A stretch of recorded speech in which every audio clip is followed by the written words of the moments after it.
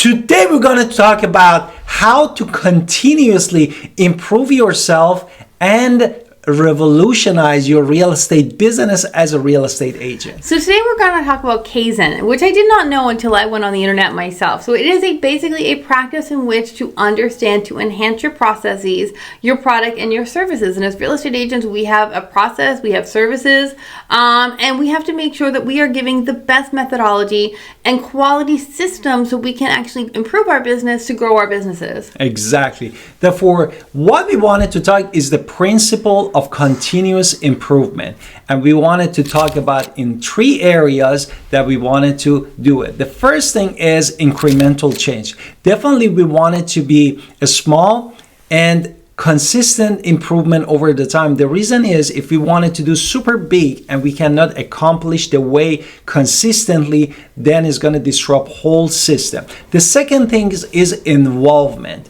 which is engaging all the team members. In our case, it's just me and my wife. But when you expand your team and you become a huge team, then you need to engage all the team members in this process. The third one is the customer focus, which is really a heart of the real estate, and prioritizing increasing the customer satisfaction during buying, selling, Calling, or prospecting, or admin, or even basically closing on the deal and helping people with the investment. Now, we're going to talk about the plan, do, check, act cycle. So this is a 4-step model to carry out any sort of change in an organized fashion. So first we have to plan for the opportunity and plan for the change. Second thing, we're going to do it. We're going to implement the change on a small schedule. We're not going to revolutionize the whole thing all at once. We're trying small. Then we're going to check the data to see if the results of that change, what was it before, what is it after? We have to be able to compare. And then we have to act, see if this is successful, then we can go wider with it, continually assessing the value. And if the change stops working when you start growing it, we have to begin the cycle all over again. So we have to plan, do, check, and act. Now we're going to talk about improvement of the daily work and the many steps involved with this to really kind of organize and plan your changes and plan what we're intending to do to change. But before we do that, we're going to do our introduction. Let's hit it. Hi, this is Alan Victoria. Welcome to our channel. Please go to theagentwolves.com and grab all of our giveaway. Also, we are part of the Wolf Pack, so you would get our entire upline if you choose to join us. And we do hope you want to join us at EXP, so we would love to be your sponsor. And also, please go grab an appointment with us and schedule a phone call. Now, as my wife said, implementing this continuous improvement is super important in your daily work. Definitely the first important things that I really started doing is the time block. And besides no, that's that, not the first one. Step 1 is objective. Is objective, exactly. He just jumped right into what he wants to do. Clear objections. Yes. Objective. So you have to define what you want. Step 1 is having SMART goals. A specific, measurable, achievable, relevant, and time goal.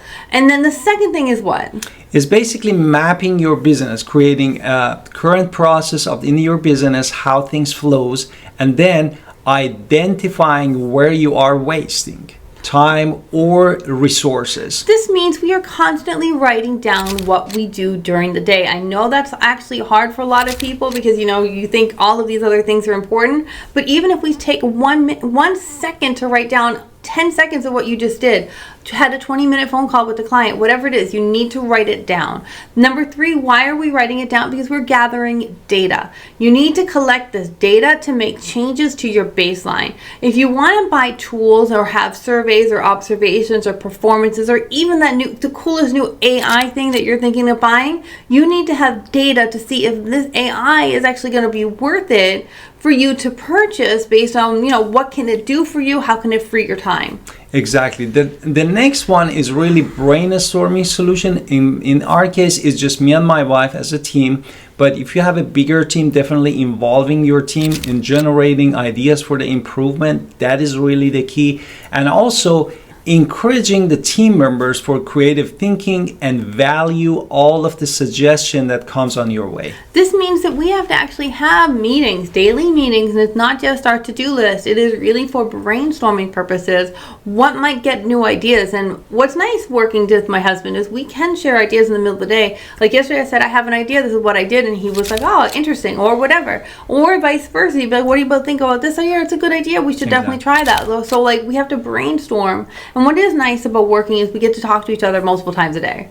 Exactly. The next thing is really reviewing, testing the changes. Testing the change. Testing the change is really important because selecting promising solution and test in a smaller scale is super important. For example, in prospecting, how you can bring more people to your pipeline by the devotion to your prospecting. The second thing is monitoring the result and collecting the feedback.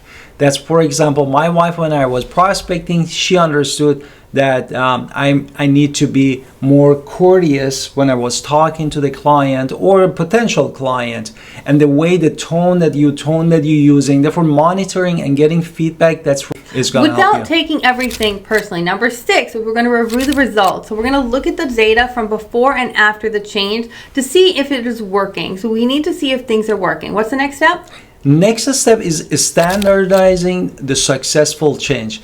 If the test is successful, is definitely implement this change fully, which you know that is really getting a good result. And also update training material, as my wife said, and procedure accordingly, which you need to write all those processes for your training. The next thing we're going to talk about, the last one, is reflecting and repeating. So if it does work, we want to begin the cycle with the bigger scale. If it's not working, we need to stop and go back on what we did to the beginning. So let's just talk about continuous improvement, because we've talked about, we've been given our real life examples, but you want to ask the 5 whys. You want to say, what are the root of the problem? What are ask why 5 times to get to the root. So you ask the question, I say why. Ask another question, I say why. We go deeper with these whys. And you also want to try to do these fishbone diagrams when you're thinking about a continuous improvement, because you want to visualize what the problem is and what are the causes of the problem.